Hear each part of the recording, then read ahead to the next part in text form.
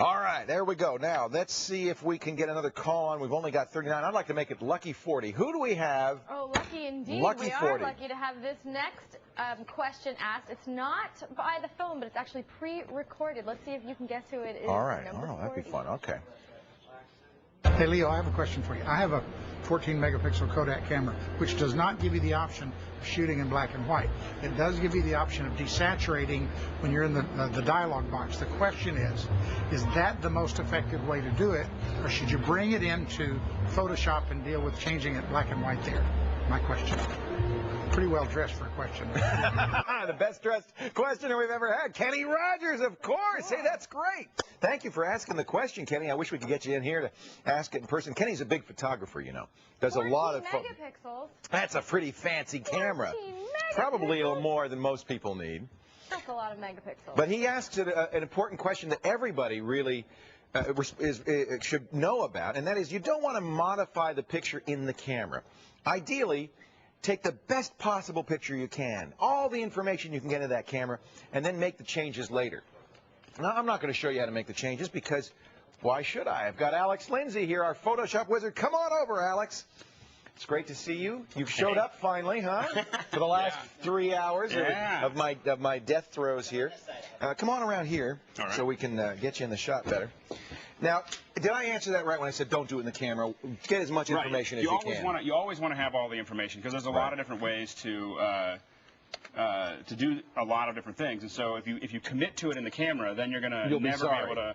Well, and you'll never be able to pull any of the information back out. Right. Now, let me see if I can find Adobe Photoshop on here, and you can show us. Now, we have an old version of Photoshop. I hope you won't turn up your nose at this, but this is Photoshop 6. Oh.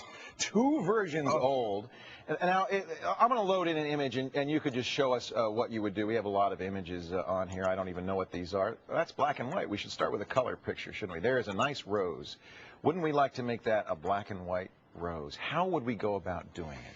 Actually, that might be a bad choice because of the red on the black like that. No, it's fine. It's fine. Is it? Okay. With any of these, there's a couple different ways that you can go about this.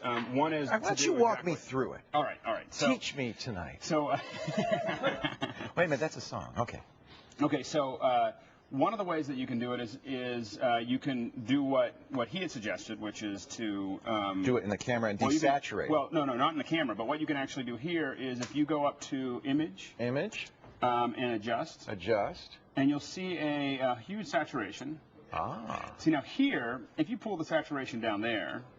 Desaturate the colors. Now this is one way to do it. Now what you're going to get is a black and white rose. A black and white image. Okay. It's really black and white's doesn't do it justice. I mean it's got some better tonal range than that. But you can see you could even go through a number of settings. If you wanted something to look more sepia, you can really bring stuff down that way. So this is one way to get at it. Now, see, Kenny, the nice thing is you still have that high-quality image. If you decide you don't want to make it black and white, you want to do something else with it, the information is still there. Right. Now, there's another way to do it. Okay, let me close the desaturation. Now, you can also go up to, if you go back up to Image. Is this hard for you to do this? What? I'm not used to getting I know, but I like it like this. This is good. All right. Now, what you can also do is go into, my mind just turned off. Ah, there we go. Go into mode. You haven't used this old Photoshop 6 and so on. Yeah, should I just make it a grayscale? See, that's what me as the moron would do. Now, what that's going to do. Now, if you go to grayscale, go ahead and do that.